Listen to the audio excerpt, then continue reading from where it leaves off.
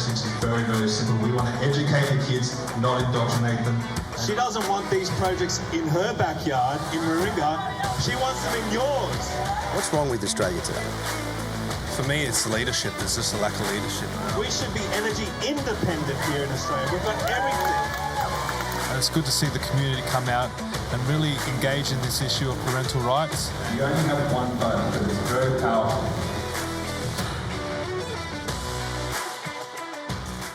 Hi everyone, welcome back to another episode of Commanding the Narrative. My name is Stephen Tripp. Thank you very much for watching today. I have a very special guest. He's a member of the New South Wales State Executive for the Liberal Party. He was also president of the Australian Liberal Students Federation. His name is Blake Keating. How are you today, Blake? Good. Thanks for having me. Yeah, no, welcome.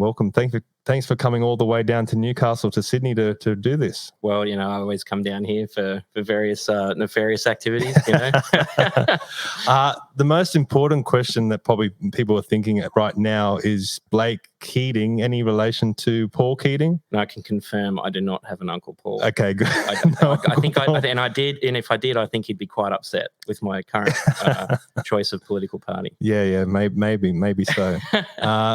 What's your background? Where'd you grow up? And So I was born in Toowoomba, but I grew up on the Gold Coast, Currumbin. Yeah.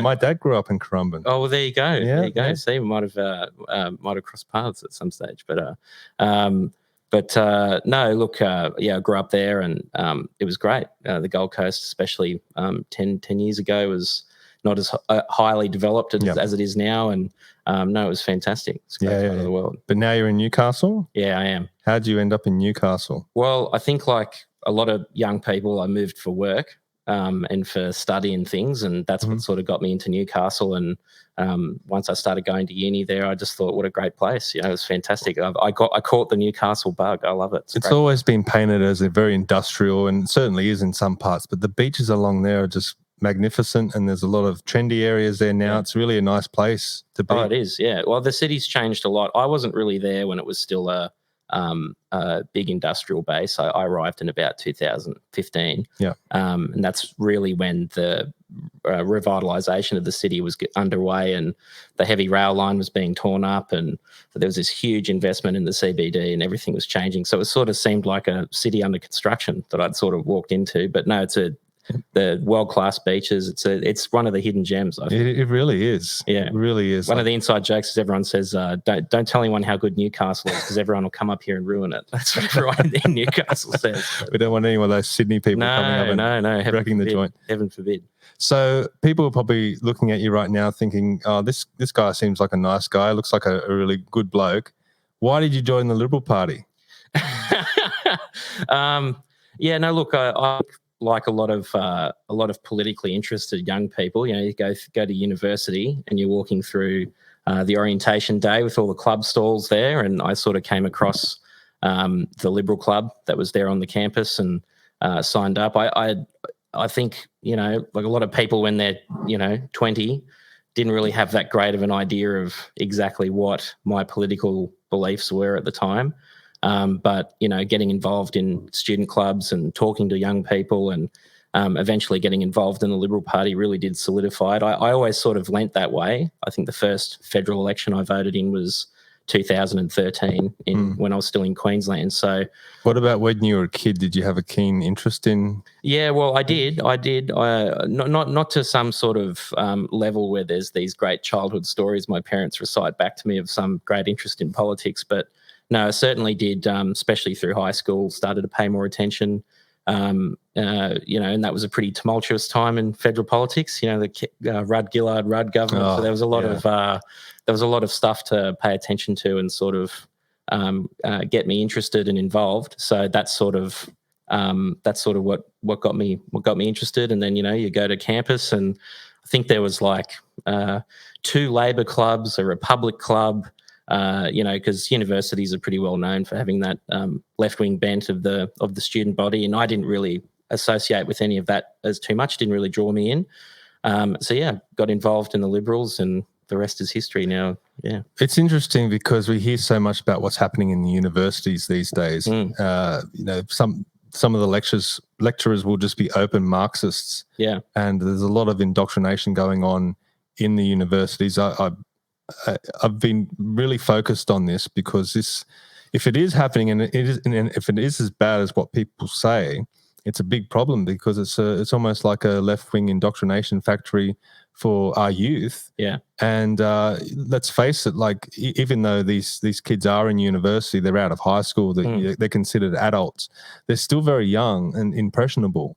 Did you see anything like that when you were? I was studying a construction degree, so my lecturers were more former builders and engineers and things like that. So I was very fortunate where I didn't get exposed to that sort of stuff, or at least I didn't notice it in my classes as much as other people on the campus that I knew that were doing law or any of arts, any of those kind of degrees. They were always complaining to me about their lecturers and the course content and how their papers were graded when they expressed a conservative opinion in an essay.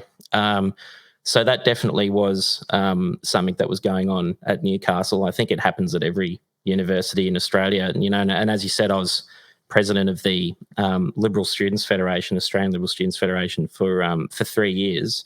So that puts you in touch with a lot of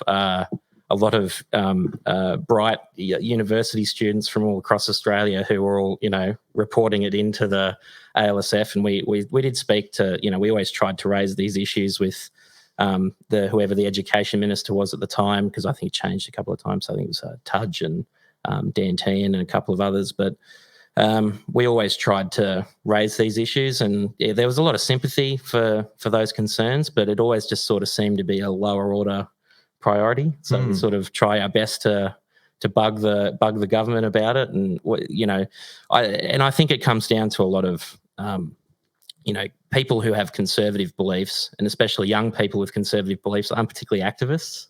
Yeah, the idea that we're going to go out and run a petition or how to sit in on campus. It's not natural for right-leaning people to protest or be as you said, be activists and those sorts of things. And and I became president when COVID started, so that really smashed campus culture just in general. And even today, I only just graduated last year from my master's. So congratulations! Thanks. So that's a load off your shoulders. Oh, mate, I'm not looking. I'm far more a happier person that I don't have these endless due dates hanging over my head ruin my good times. Every time I was having a fun time, I thought, oh God, I've got an essay due or something like that. But yeah, no. So it was just it's just one of these things where I just think it's always going to be that way at university campuses. And I think the important thing for people who are conservative, and even for the Liberal Party or any other conservative viewpoint on university campuses, is that they've got to reach out and talk to young people and get them involved. And I think that's the role of the ALSF. That's a massive problem that I see, because I've been to a lot of conservative events now, whether it be CPAC or different forums or political party events, whether it be the Liberal Party or other parties, and you walk into these rooms and it's a lot of grey hair in there. Not many young people, many people like yourself that are starting out in life. And what are your thoughts on attracting young people to politics for one, but then the Liberal Party second? They're both very difficult. I mean, you look at just society in general, and you're seeing a drop off in participation in things like charities, Lions, Rotary, even cricket clubs, soccer clubs. Doesn't matter what extracurricular activity it is. You're noticing all across society, all these organisations having the same complaint. And why do you think that is? Are kids just sitting at home playing computer games, or is it more that they're anti-social, or they feel like they don't fit in, or? I think people get a lot of their social validation and a lot of their social activity done. They have their group of friends. It's not that young people aren't active. It's not that young people don't go out and see each other and have fun. It's that the modes of doing that have changed in culture. So the idea that someone is going to, on a Wednesday night, take 3 hours out of their night, with travel included, to go to a branch meeting of a political party and sit in a room and talk about the minutes and the apologies and all of the other various administrative stuff that political parties have to go through, and then that's going to be some enjoyable experience for a young person that's going to, they'll be lining up around the door like it's a nightclub or something. I don't think anyone expects that, but I don't know. It's one of those nuanced issues that's got a lot of factors playing into it. I think social media has played a big role. People get a lot of their, they'll make a comment online on Facebook that's political, and they'll, roast someone on a comment thread, and then they'll think, oh, I've done my political activism. I talk quite a lot about politics actually, and so I guess people are getting that fix from other places, and even now, like, why would you go and do a sausage sizzle for Rotary when someone can just donate $10 online, and they've ticked the box, and they're now a generous person who's helped. So I think there's a lot of factors playing into it, and it's one of those big societal problems that we have to confront. But it's extremely important to attract young people to politics and to the Liberal Party as well. What would you say to them? I know I speak to people my age, and I'm probably a little bit older than you. No. Yeah, sorry. No, you're very young. How old are you again? I'm 28. Okay, so I'm over 10 years older than you. I'm 39. So a little bit different group of people that I speak to. They're just so busy with life, and they're working long hours. They're just trying to make ends meet. They're trying to advance their careers. And when you say to them, why aren't you involved, politically, obviously they have an eye on what's happening. They have opinions on what's happening, but they just don't take that extra step to get involved. Yeah. And I'm assuming that maybe younger people are saying, what can we really contribute politically? Like, are we going to be able to change anything? Is it all just as I said, grey-haired people just ruling the roost in these parties? What would you say to them? Is if they were to join a party like the Liberal Party, is there ways for them to be able to contribute and make a difference? Absolutely. It goes the same for even the Labor Party as well. Labor Party's got the same problem. Every political party's got this problem. I heard this. I heard this yesterday, I think it was, that the Labor Party is really struggling for members. Yep, they would. They're in very strong competition with the Greens over young people left of centre. Yep. And when you are younger, you're a bit more radical, I suppose, and you're a little bit more, strident and passionate. So that's where the Labor Party's having that big problem. Yep. But I don't know. Look, you can definitely contribute. You can definitely make a difference. I mean, I'm on the state executive of the party. You can get involved in the organisation. You can talk to people. You can go to branch meetings. You can do that. But in the Young Liberals as well, there is a lot of socialising. That's part of the fun. You got to be able to get together and have a drink and talk politics or even just meet new people. It is one of the great places. I've seen even just in my Young Liberal branch that I'm a member of up in Newcastle. We've had a lot of people come through the university, and like you said, they're just out of high school. They don't really have a big life experience. Their life experience has been at home with mum and dad, going to school, playing sport on the weekends, and now, as you said, they're an adult. They're going to university. I've seen a lot of people actually be really benefit for them to actually come out of their shell, talk to people, drive down to Sydney, and all of a sudden they're meeting an MP and they're expanding their horizon of what life is. Yeah. And so I think getting involved in not just political parties, but even charities or any other sporting associations and all of these other things, it is a great way for a young person to greatly expand their horizon and get to know that there's more to life than, just hanging out with your circle of friends from university. Definitely. In a lot of ways, politics is difficult, but in a lot of ways it's easy as well.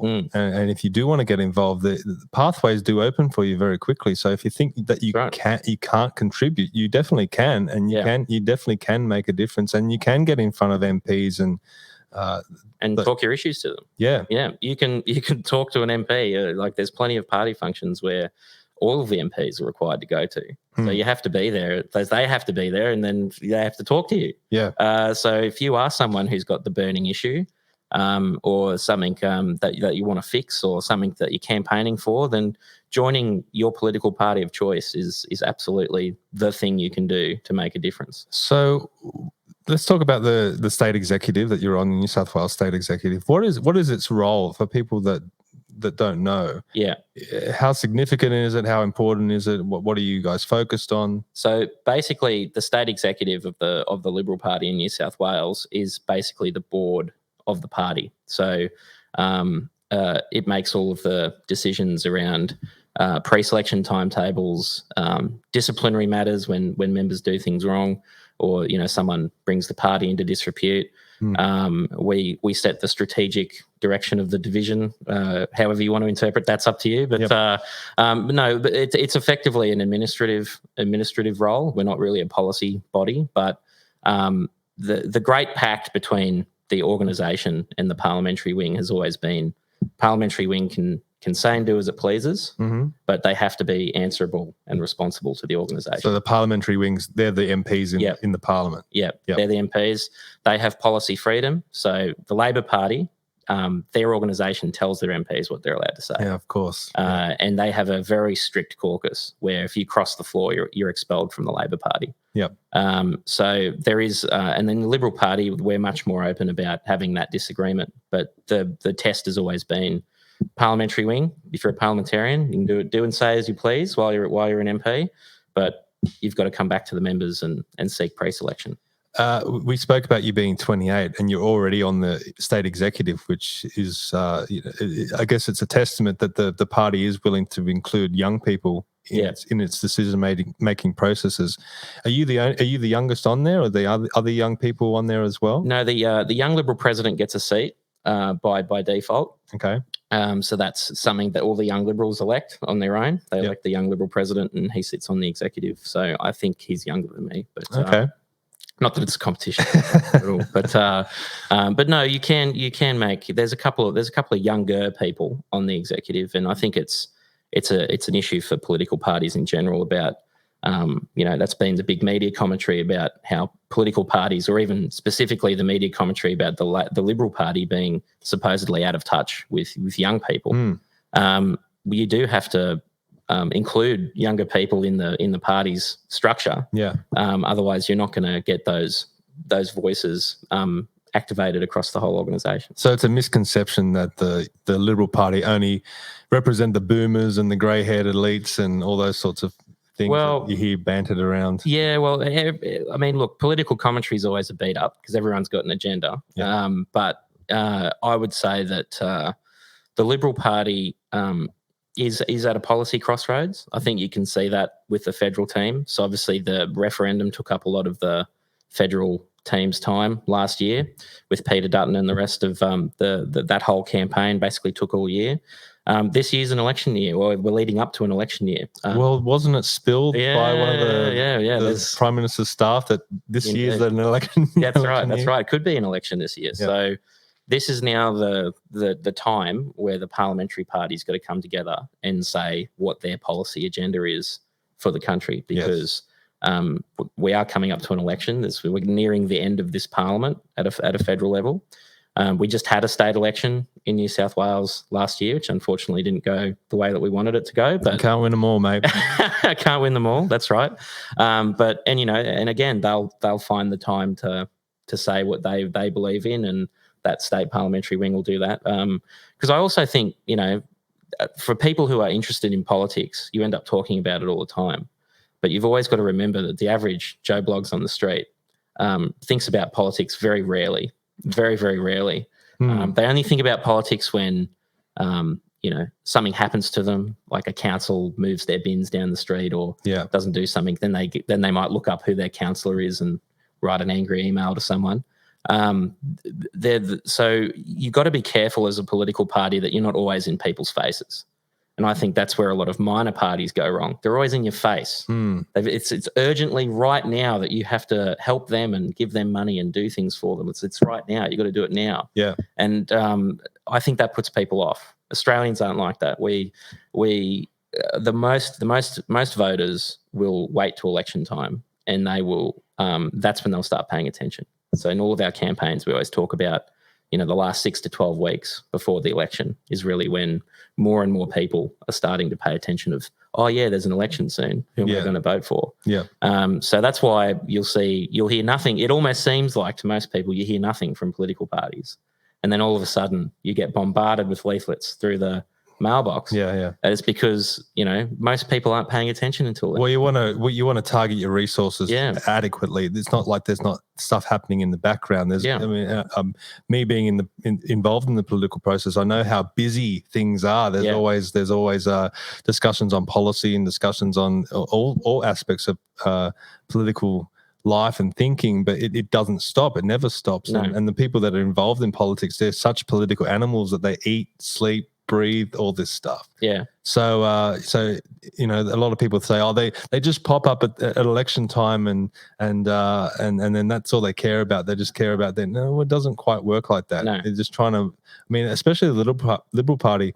I've heard that there's no big war chest and the resources are not extravagant, so you need to make do with what you have available. Well, every party's got limited funds to operate out of.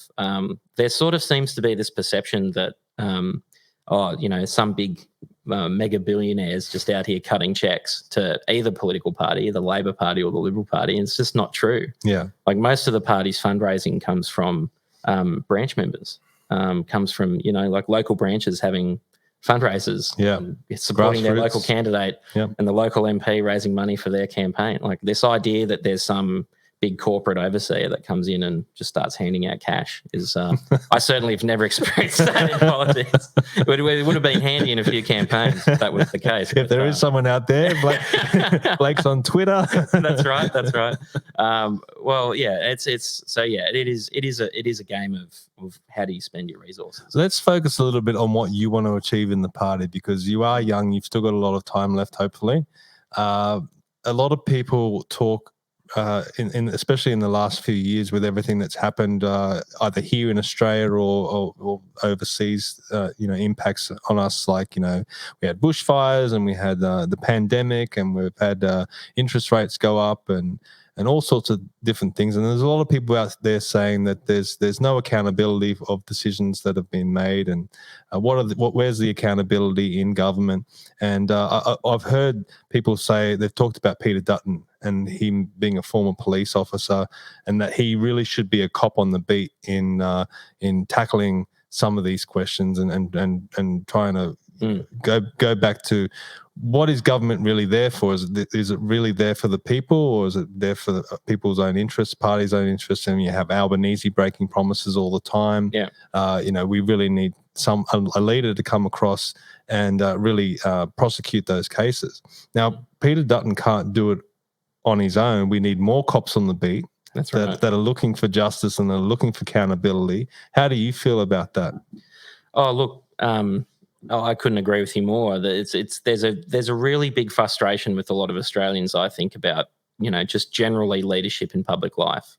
So that being, it just seems, whether it's a fair assertion or not, it just seems that politicians and politics has become less about the issues and the matters at hand, and more about the politicians looking after themselves, more about all of these people who are involved in the political system, who staffers, and they're all looking to become an MP one day. And we're not discussing the big problems. And I think he couldn't be more right, a cop on the beat. And I think that is the appeal of Peter Dutton. A lot of people have been saying about him, he's got this rough image and he's this big conservative from Queensland who's going to come in and, tear the whole country apart. And this is what all the Labor Party and stuff's been saying.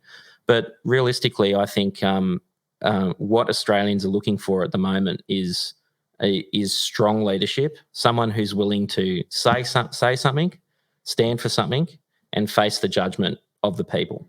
Because if you aren't able to articulate a policy position on something, because there's a lot of things, especially in federal politics, that are life and death. We're talking asylum seekers, AFP investigations into people who are doing some very nasty stuff. You're looking at life and death decisions that these politicians have to sit there and make. And the idea that you're going to have someone sitting there who's more interested in what the polls are saying and more interested in appearing to be strong rather than just being strong, and having a clear position, a clear stance, and saying this is our policy, this is what we will do. That's what frustrates people the most, I think. When you break it all down to the base layer, what frustrates people about politicians is when they seem to be inconsistent, when they seem to be weak or not willing to answer a question about what they believe in. Like there's that famous clip, very, very famous clip, as one of Bill Shorten's greatest hits, was when he'd gotten off a plane, gotten into a Sky News studio, and the Prime Minister, I think at the time, I believe this is the correct version of events. I'm sure your listeners will correct me if I'm wrong, but he sits in the Sky studio and the presenter says to him, well, the Prime Minister's just made a statement about the guy that was the Speaker at the time. I forget his name, Slipper. Or Craig Thompson, or one of the MPs that was up to some nefarious activities back then. And what do you think about it? This journalist said, what do you think about him? He said, oh, well, I haven't seen the Prime Minister's media release, but I just want to say I support what she said. And the presenter went, like, sorry, what do you mean? What do you mean? You haven't seen what she said, but you support what she said? Yeah. Oh, yeah, I haven't seen it, but I support what she said 100%. I understand that the Prime Minister's addressed this in a press conference in Turkey in the last few hours. I haven't seen what she said, but let me say I support what it is that she said. And You're saying the quiet bit out loud. Yeah, that's right. And then the journalist said, okay, well, what's your opinion about it? Like, okay, you haven't seen what the Prime Minister said. What do you think about it? And he said, oh, well, my position is the Prime Minister's position. And he hadn't read her comments. I think most people watching that would appreciate that these people are incredibly busy. If he did just step off a plane and hadn't seen it yet, I think that's entirely reasonable. Yeah. If he had turned around and said, look, sorry, I've been flat out all day. I've been on a plane. I've been here. I've been there. I've been doing interviews. I haven't had a chance to see it yet, so I can't make a comment. Yeah. He would have gotten out of that easily, and most people would have said, okay, fair enough, because I lead a busy life as well. I haven't seen it either. I'm not on top of everything that's happening. Yeah. Do you think that the politicians are walking on eggshells like that? They are too much. There's almost you almost have to be perfect, and if you say one little thing out of line, like obviously you would have seen what happened to Barnaby Joyce recently, and he's was it really that bad? Like, I mean, I haven't been in that situation before because I don't drink, but I mean a lot of people out there. I mean, I live in Queenscliff here. Then you see people drunk all the time. I'm not saying that it's acceptable for Member of Parliament to always be out drinking and going wild, but you can't be perfect. Yeah. I think most people accept that you can't be perfect 100% of the time, but unfortunately there's a real pressure on sitting members and even candidates that are looking to get elected to just always be on point, on the ball, and you can't.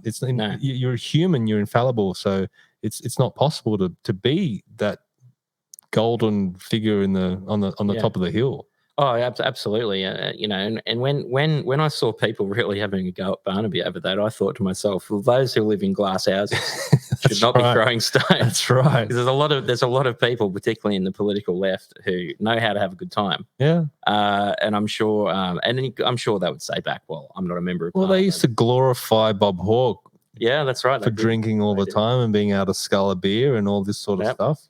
Well, drinking's a big part of Australian culture, and look, I don't know what Barnaby was up to, but there's got to be a bit of colour in Parliament, hasn't there? They can't. Well, you need characters. Yeah, they can't just be all people wearing the same suit, all very serious and all this. But no, look. And it was one event in a I don't know how long he's been in Parliament, but he's been in there for decades, at least 20 years.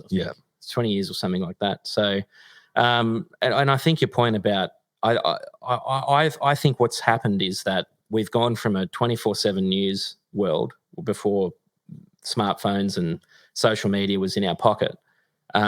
We went from that, which changed politics. A lot of politicians and political scientists talk about the 24-hour news changing American politics in particular. There's a lot of research on that. And I think the same things happened in Australia. We've got ABC News 24, the Sky News launched years ago, and it really changed just the microscope that Parliament and parliamentarians were under. Yeah. The broadcasting of Parliament on television, all of these things have affected the way that politicians act. Yeah. Only in some in slight ways, but you add all these things up over a period of time, it ends up making a big difference. Do you think politicians need to lead the way on that? Because I don't think it's up to the public and the media is not going to back off them. They've had their foot on the throat. But do you think, as we were saying about Bill Shorten, if he just owned up to the truth, it would have been fine. Do you think that politicians, instead of walking on eggshells, they need to own up to the truth sometimes? Absolutely. If they make a mistake, okay. Well, it was one of the great hallmarks of John Howard's government. He always used to. I mean, the amount of times that he would something bad would happen, or they announced some policy and it didn't work, or everyone got upset, and he would just come out and say, "Oh, sorry, that wasn't our intention. We'll fix it." Yeah, and he would fix it, and they'd fix it. So, there'd be front pages, and the opposition would go for their throats in question time and things like this for a backflip and. You're in a shambles and all this, but there's Australians. I think we're fundamentally very fair people. Yeah. If your explanation makes sense, if Bill Shorten had said, "Well, I can't comment on it," I think it would not be a moment in his life that he looks back at. Yeah. It just would have been one in many interviews that he did that he wouldn't remember. But that comes back to the frustration people have about politicians, is that there's this, it's the social media world as well has really heightened that instant reaction to events, or that hyper ability for people to just say things. And it's great. It's a great tool in many ways that there's now a bigger public square that everyone's in. But you put people behind anonymous keyboards, and you have them typing to politicians, or you have people with political agendas across the board. These days they can be bots. Yeah. I read some comments sometimes. I'm like, no human would write this garbage. No, and it is a bit like that. So it's one of those things where you've got a whole range of factors influencing how politicians are behaving. And they are becoming more sterilised, because their staff, in particular, the head officers of political parties, are deadly terrified of the concept that there are just people who are endorsed by the party walking around, and they're not members of parliament, and they're campaigning for a seat is terrifying to the head officer of a political party, because everything they say and do could affect the national or statewide campaign. Yeah. So you just the pressure that is applied to politicians, that you have to stay on message, you cannot make a mistake. Any mistake you make it will hurt the campaign. All of these messages that they drummed into people when they stand for office, I think also has impacted it a lot, because the media does amplify those big problems. I think there's, again, another famous clip of the bloke who was running for, I think it was the seat of Greenway for the Liberal Party, Jamie Diaz, I think it was, one of the Diazes out there. Yeah. And, the famous interview of, well, what's the 5-point plan? And he was holding the document, but he just couldn't remember the 5 points. I think he just got, deer in headlights, shoved a camera in his face. Yeah. We have a plan. We have a 6-point plan to make sure that we do stop the boats. 6 points. Could you run through them for us? Well, I can run through all the details of the points, but look, the main thing is... No, but the 6 points. Under Kevin Rudd, the boats... There's 6 points. Turn back the boats? Sure. Look, here's the thing. The boats started under Kevin Rudd. How can you expect people to stand for It's Parliament? a gotcha moment. Yeah. And sometimes you're going to fall for a gotcha moment. You're a human being at the end of the day. And I mean... When I do podcasts, I'm never looking for a gotcha moment. I don't mind discussing contentious issues and having an argument with someone. Not even an argument, more of a discussion, or just trying to flesh things out. But you don't want to hit them with a gotcha moment. No, because they are humans. Yeah, and if they are truly standing for something, and if they really truly believe in something, then try and flesh that out. Don't just try and hit them with what's the 5-point plan? It's so funny that you can't remember it. He could have been fantastic on everything else. Yeah. But one little 5-minute mistake. For all we know, he was one of the great missed opportunities in Australian politics. We could be living under his government right now as we speak. Potentially, But it's one of those things where, it's it's kind of both the public and the politicians are almost at equal fault because we lap it up. It's funny. It's funny to laugh at someone who's made a mistake, especially as embarrassing as that's on national television, et cetera, et cetera. So that is sort of the that I think that's really influencing people's negative attitudes towards politics. I think the problem is that the strategy these days is to go to ground, whereas back in the day, John Howard would go on every talkback station in the country and answer phone calls and argue his point. Yep. I can't remember the last time a prime minister walked into a radio station and said, "All right, open up the phone lines. I want to talk to people." Or do a podcast. Yep, exactly. Now we've got Trump running in America, and he's all about draining the swamp. Here in Australia, we have the Canberra bubble, and I'm sure there's a lot of things going on in Canberra that are not above board. Who knows what's going on down there? But we saw during the Voice referendum, the Canberra bubble is leaning a certain way that's opposite to how the country's leaning. What are your thoughts about that? Obviously, you hold a prominent role in the executive of the Liberal Party, and at least in New South Wales. What's your thoughts on maybe flushing out the Canberra bubble or reforming it, or what needs to happen? Well, it's an interesting phrase, the Canberra bubble, because it's one of those things that sort of just encapsulates basically that Canberra bureaucrat, basically. And I think one of the big issues with parliamentarians is that, they win their seat. They've gone out into their community and they've busted their guts. They've gotten the endorsement of a political party, which is hard enough on its own. They've won the election. They're now a member of parliament.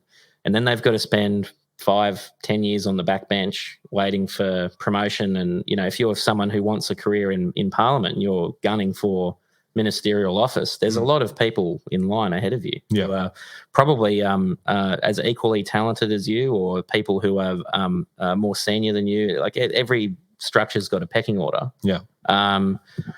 And I think by the time that they get into these senior portfolios, because, first they become a chairman of a committee, and then they become a parliamentary secretary, then an assistant minister, and then an outer minister, and then they finally get into proper cabinet.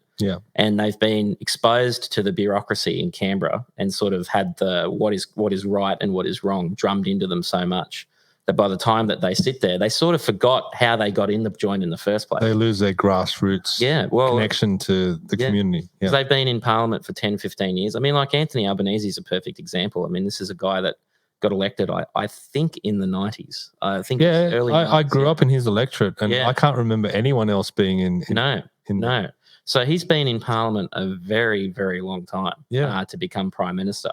And the idea that he or anyone else in the same situation is going to be... This is how out of touch he is. He gets up there and says, I had a single mother and I grew up in a housing commission. Well, you think you're the only one? There's plenty of people out there. I grew up in a one-bedroom unit in Asheville with my parents and brother. There were 4 of us in one bedroom. That doesn't make us special. It just makes us like everyone else. That's right. There's a lot of people that struggled. And I think he's disconnected by trying to put that out there and trying to make himself sound like he's fantastic. I came from the bottom and now I'm prime minister. Hey, everyone's probably grown up in those situations. You're not special. You're not unique. That's how it is. Everyone's got their log cabin story. I mean, there's obviously exceptions to the rule. Like, I wouldn't say that there's some people in some very affluent parts of Sydney who that does not apply to. But no, everyone's family has struggled to get to where they are. Everyone's fought for the things they have and for the things that are important to them.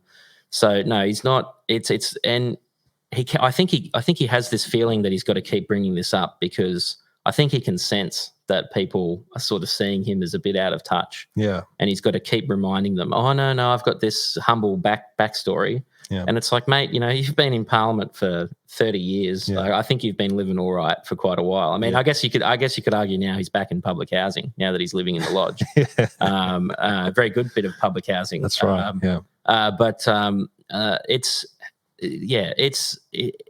You can't expect people who, I mean, the life of a federal MP is quite ridiculous. A couple of former prime ministers have made this point that the federal system of Australia is quite ridiculous when you think about it. You're going to have 150 people just in the House of Reps alone, and another 76 senators or whatever, travel to Canberra for a fortnight at a time away from their family. For New South Wales and Victorian MPs, it's not that bad because they haven't really gone that far. But think about you're an MP from Western Australia and you get on a plane, you go to Canberra and you're there for a fortnight. You spend basically half of your year in Canberra, where, you know, Senate committees, like just an example of a Western Australian senator, he spends half of his year in Canberra. So he only spends the other half of the time he's back in WA, where he's trying to remind his wife and children that he still exists, and then try to go out into the community and have some kind of real connection with people. It's like, well, you can't expect someone who's been in Parliament that long. I mean, there's people who can do it. Like, I think there's like Barnaby is an example of a guy who's obviously had a very good salary when he was Deputy Prime Minister, and he's been in Parliament a long time.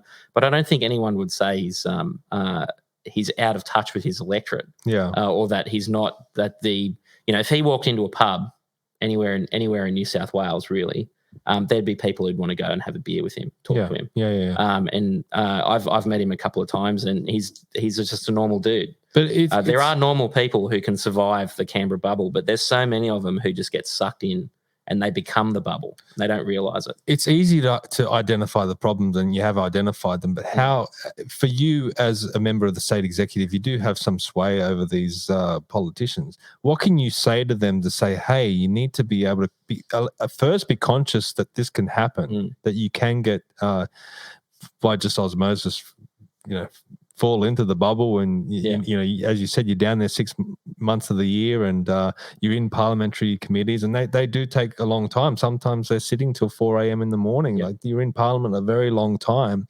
You have staffers buzzing around you, like it's full on. I've been down there while Parliament sits, like it's a full on. Oh, the energy of the place is nuts. That's right. But how can you convey that message to, or maybe put some steps into place for the Liberal Party members of Parliament to say, look, there's going to have to be some time when you come away from Canberra that you're really going to have to reconnect with the community and be in touch with what's happening with the people of Australia?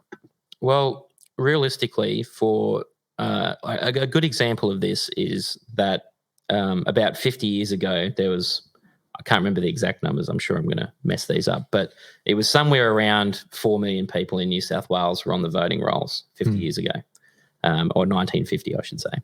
And today there's about 8 million people on the voting rolls in New South Wales. And in 1950 there was 100,000 members of the Liberal Party in New South Wales. And today, in what the media's reported, is that we've got about 10,000 members today. So the voting rolls doubled, and then party membership has gone down at least 90% on those numbers. So. And this is the larger societal problem we were talking about earlier. And the only way that you can make parliamentarians responsible to their communities if more members of the community are on those pre-selection panels and are there passing judgment on their MP. Actually, you know what? You've grown out of touch. You've been there for you've had 10 years. We're going to pick and some scare them into getting more. Yeah, well, it's not even so much as like scaring the existing guy that's there. I mean, the Liberal Party, I think, needs to honour the tradition of when they're elected, they are the elected member of Parliament. And it's the responsibility of the party to support that member of Parliament. Well, you've touched on a very good point, because I guess I've come to this realization in the last few months, and I've been putting it out there. Like, I'm doing a podcast, I just kind of go, all my thoughts come out. But we saw during the pandemic, Clive Palmer was running around saying that they had 80,000 members join up to the UAP, and it didn't really translate into votes or anything like that. No. But it is true that a lot of disaffected Liberals flocked to minor parties. Now, the consequence of that is that I think they made a mistake. I think I even made a mistake of not joining the Liberal Party and trying to influence it from within. And I mean, the Liberal Party have lost some good people in recent years. Craig Kelly, Moira Deeming. They've just lost Russell Broadbent and Jared Rennick. You could say all those members were good candidates that stood up for their own convictions and maybe what their communities were trying to represent. But if you're going to abandon the Liberal Party, they lose their support. So you have to get involved. You can't just say, "Oh, I'm a disaffected Liberal now, and I'm going to give up on the party." Yeah. There's still some very good people in the party, but they need support. Yeah, I think Tony Abbott said it at CPAC. Your political party of choice is far better off with you in it than out of it. Yeah. And that is just so fundamentally true across the board. I mean, and for Clive Palmer to be going around saying he had 80,000 members, it's pretty easy to get 80,000 people to sign up for nothing. It's not like they had to pay $100 like the Liberal Party and go to a branch meeting and get accepted and jump through all these hoops before you can become a full member of the party. So I think that has to be put in perspective too of what he was up to in that context. But yeah, no, the Liberal Party. Anyone who's left the party in some sort of great outrage of something that the party's done, you can make a difference as a crossbencher in terms of supporting a minor party. Like look at the Liberal Democrats or whatever they call themselves now, the Libertarians. Libertarians, yeah. That you can get someone elected to Parliament, but John Ruddock's never going to influence the government. I mean, he can talk in Parliament, give a few funny speeches and move some motions and move some bills and try to play that wedge in the upper house. But the idea that any of these minor parties are anything more than just, trying to influence a party on either one very specific issue, like there's the legalised cannabis party in New South Wales that has one member of the upper house. Well, unfortunately, I mean, I've interacted with the minor parties, so I know that there are very good people in there. Yeah. The consequence is that they're splitting the vote. They're splitting the Conservative vote. I mean, if you look at the primary vote of the coalition at the federal election, it was ahead of Labor, but Labor still won because they've got the preference discipline and other things that we've talked about on the podcast before. But I think if the Liberal Party can get back to its core values and be the party that a lot of Australian right-leaning people want it to be, there'll be no need for the minor parties. It'll just be the Liberal Party. I agree with you. And I think if you look at the last year of federal politics, I don't think anyone could say that the Federal Liberal Party was being woke last year or was being particularly left-wing.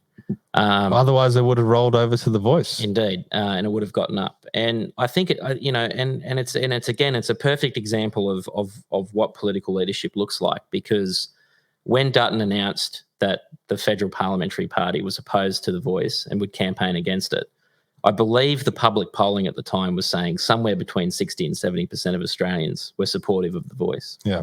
And a similar thing happened with the carbon tax. Everyone forgets when the carbon tax was first introduced, it was a very popular idea. It got 60, 70% support. Yeah. And it wasn't until the Liberal Party ran this big campaign about the problems with the carbon tax and the reasons why it should be removed that the public went, oh, these guys got a point.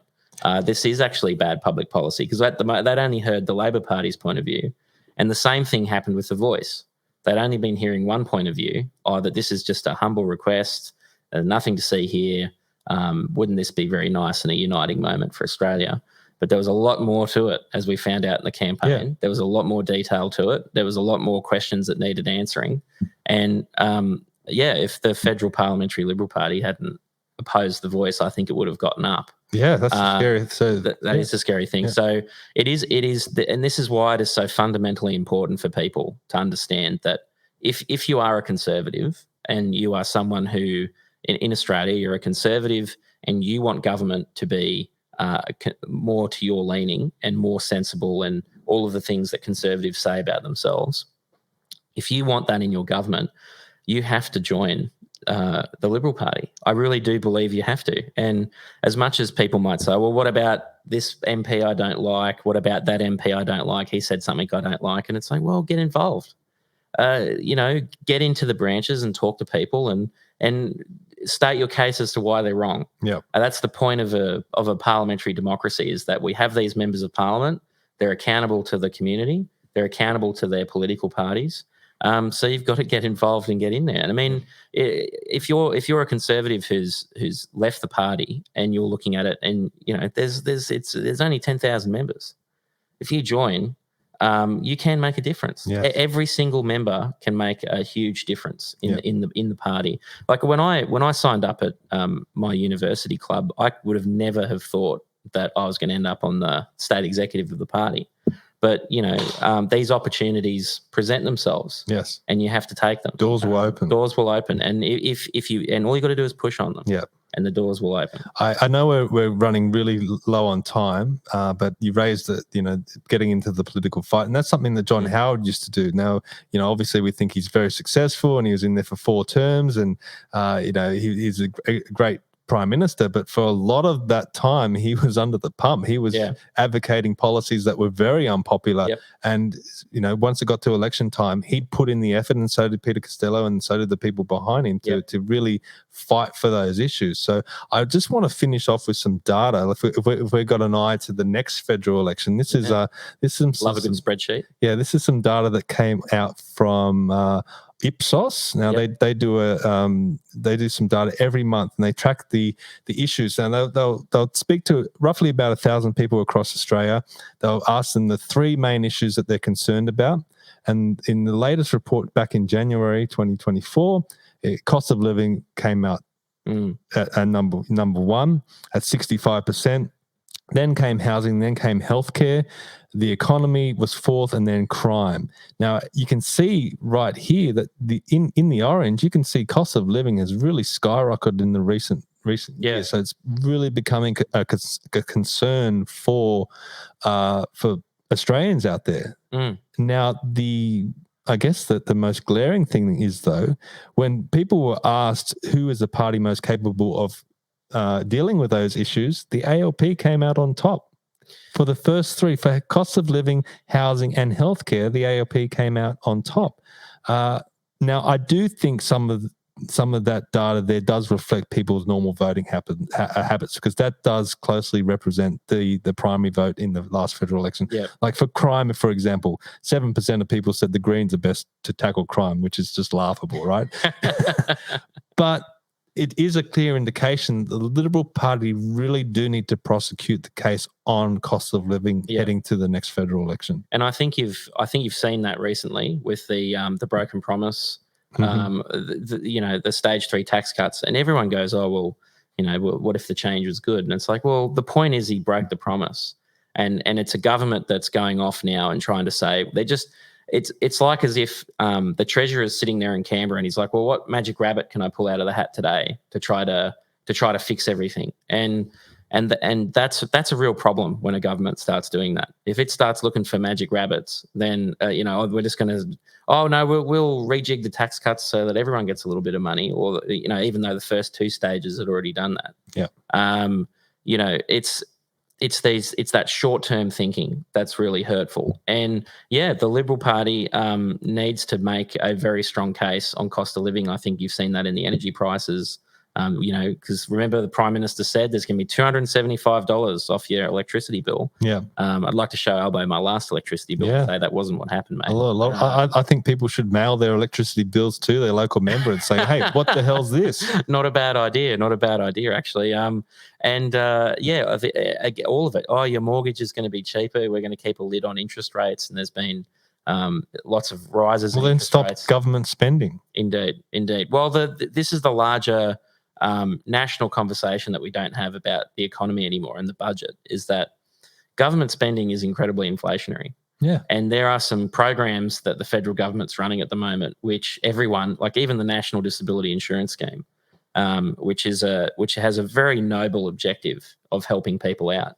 But even I think the first budget they put out, there was this scary chart in the budget paper that had this just never-ending line of increased spending. And the Labor Party is talking about reining it in and trying to find. Well, it's not sustainable. You want to help people, but you need to do it in a sustainable way. That's right. There's only a finite amount of resources that we can allocate to things, and the idea that there's some companies out there that have made an outrageous sum of money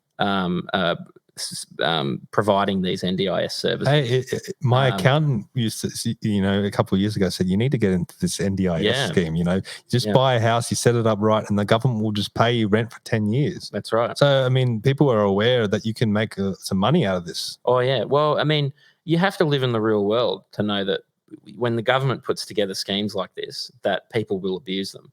But is it an abuse when it's above board? It's not like they're being criminals. Well, or anything there's been some people who have breached rules and falsified things. There's been some fraud in the system that's been prosecuted in the courts, but that I'm sure is the tip of the iceberg. I mean, like I think Ben Fordham not long ago was talking about something along the lines of someone who was running an NDIS service to